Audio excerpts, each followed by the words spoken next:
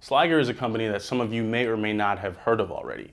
They have a wide range of cases going from ITX units, compact console size, up to full-size ATX units. What sets them apart from the competition would be some of the customization options you have in terms of colors and panels, and also their focus on airflow and performance. So today we're going to take a look at a case that sits right in about the middle of their ITX lineup, the SM570.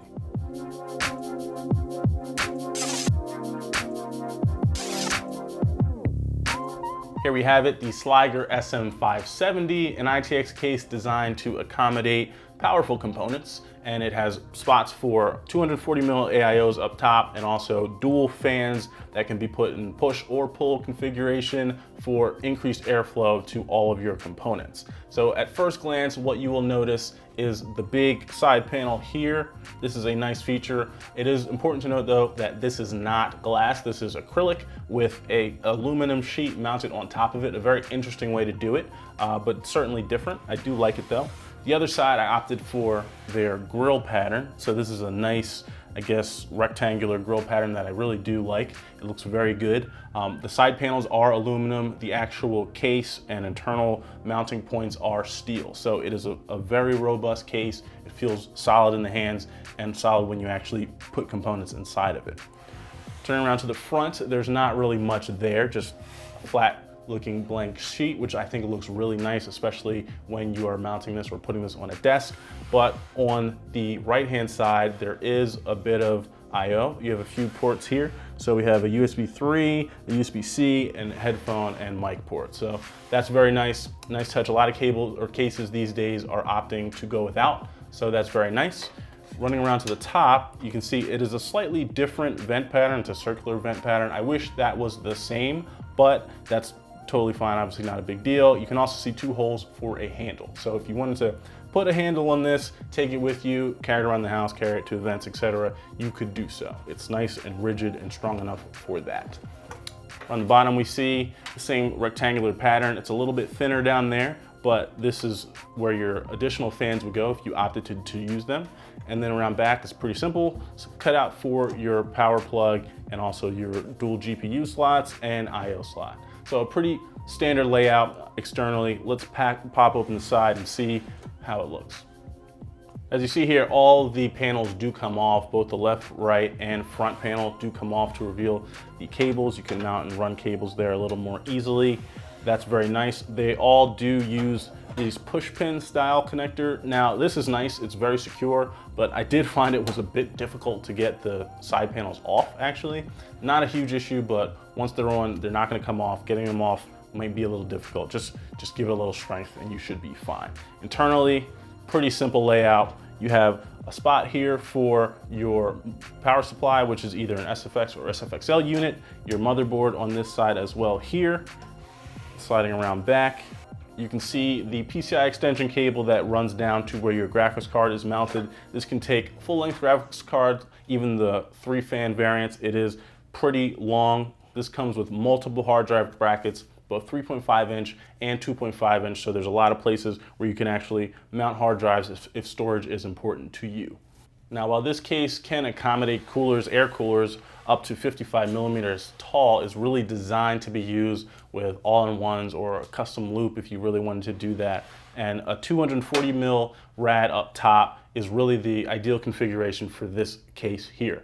Also in the bottom, we mentioned earlier, there are two 120mm fan slots there, so you can get a nice push-pull configuration going. You should be able to cool pretty much anything that you can fit inside of this case. Now I went for the dark gray color. There is also a white model and a black model. In addition to the color options, you can also customize the side panels. So I have the vented pattern here and also the acrylic see-through glass or plastic panel, but you can have two vented, you can have two acrylic, depending on how you want to go about it. There are quite a few options that let you customize and tailor the case to exactly what you want.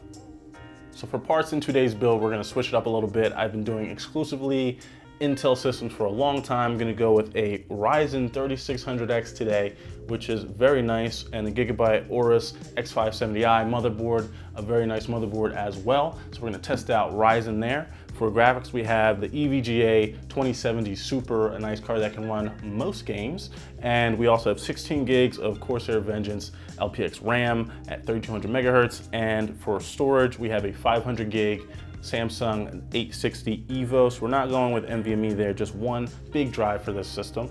We also have the Cooler Master Master Liquid 240 and the Fractal Design Ion 650G, which is a very nice SFXL power supply. I've been using this a lot in systems lately, as opposed to the Corsair units, which are great, but this actually has a bigger fan, and when it does spin up, if it spins up, it's a little quieter and it looks cool. It's got a nice like slate gray look, which matches the case, so I think that'll work out very well.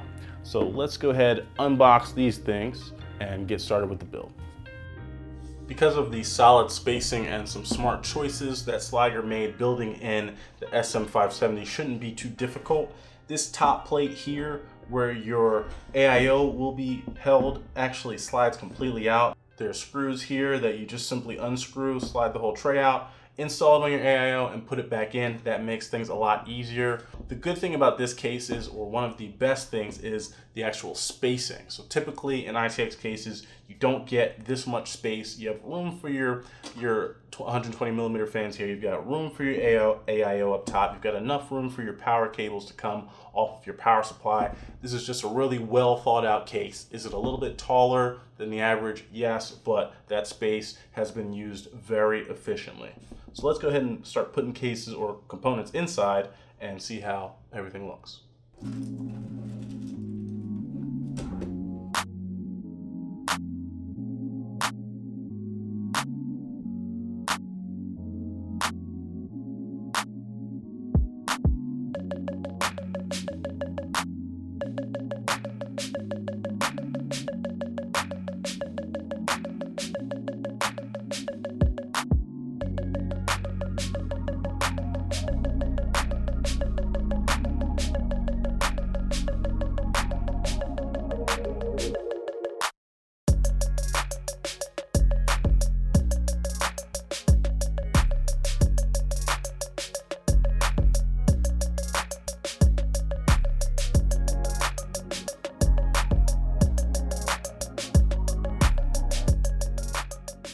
So here we have it, everything assembled. We've got the AIO in the top.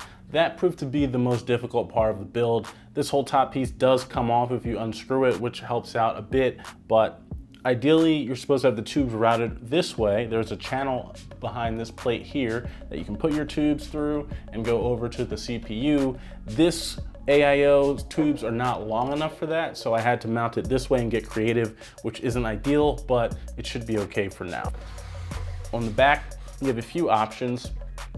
I went for the mounting plate that leaves the cable dangling. You can also mount it flush to the case. This just gives you a little bit more room internally right above the power supply. And it also secures your graphics card a little bit better. Coming around to the back side, or the left side, you see the GPU has plenty of room to breathe. There's really nothing else back here in this standard install configuration, and just places where you can route cables. Cables are hiding and sticking out. This case would be great for custom cables, as would most, but the cable management is decent. There's not obviously a ton of places to tie things down, but with zip ties, getting everything in order, you could make this look pretty neat. So around front, one last thing is pretty interesting. So all your cables, including the power supply, kind of route in through these two holes, one here and one here. You can send them in either direction, which is a nice touch. But you also see right here, there is a mounting point for dual 2.5-inch hard drives. So you don't even have to have any of the internal brackets or any of the other brackets. You can just put it right here if you want extra storage, and that's a very, very nice touch.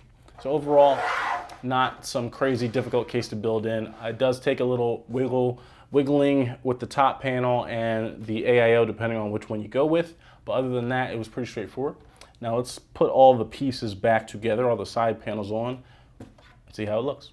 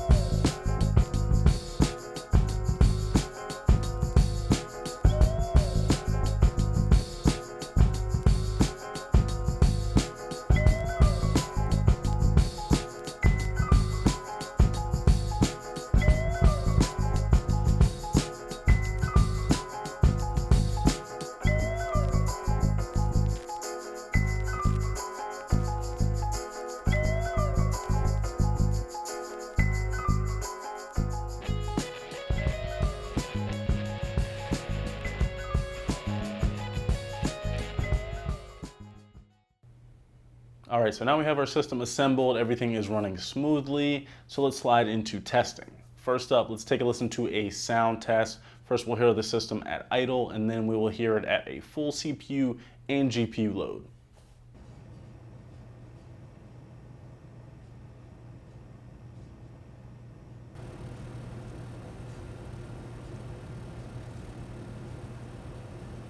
So as you heard, acoustics are one of the strong points of the SM570. It does a really good job of letting air get into the case from multiple angles. Even with the acrylic side panel, there was still plenty of airflow to the 240 mil AIO. And at full load, everything was still relatively quiet. It didn't really make much noise. I could make this even quieter by putting Noctua or some quieter fans like Be Quiet in there instead of the Corsair fan unit with the LEDs that I have. Now, how about thermals? I was excited to test out the temperatures in this system. Obviously, it did very well with the noise test, and it also did great with the temperature test. I didn't see temperatures for the GPU go over 70°C, which is basically similar to what you get when you're in an open air environment. With all that ventilation, it did a really good job bringing air into the GPU so that it could cool itself without any issues. And for the CPU, I didn't see temperatures go above 65°C. And again, this is under full load stress testing, not even just regular gaming. So you can expect to see even better temperatures if you're going with these components, obviously, in your system. After spending time with the SM570, I am admittedly impressed. A lot of times you find cases that check some boxes. They might look good, but offer weak performance, or offer great performance, but they're super loud. This case really checks every box. It looks great. You have some awesome customization options with colors and side panels. It also performs really well. It has amazing acoustics and also great thermal performance. It's one of the rare cases in this sector, specifically in the ITX sector, that can do pretty much anything you want it to do. You could go pretty heavily into enthusiast territory here with this case, and it's pretty thin and compact at around 15 liters still. So that is a great offering from Sliger. They did a fantastic job with this, and I'm interested in testing out some of their other cases now. The only real issue I can see with this case would be its price. At around $250, that is a pretty big chunk of change. It's probably gonna be too rich for a lot of people. Now, it is a premium case. It does obviously give you premium performance, so you're getting a lot for what you're paying for. But at that price range, I would like to see glass side panels instead of these acrylic side panels. You know, that would just be a nice touch. That would maybe justify the price a little bit more, but it is a really very nice case. It's built phenomenally. It's well thought out. You get a ton of accessories. So in this sector, I don't think it's overpriced. Some of you may disagree with me, but if you want a premium case, sometimes you got to pay a premium price. So for more information about this case or build, you can head over to the article on the website. I have some benchmark data, etc., some testing stuff that was not included in the video here. I'll also drop links for the actual case to Sliger's website and all the parts that you saw here today as well. So as always, thanks for watching, guys. I'm Jay. This is Tech Everything, and I'll see you next time.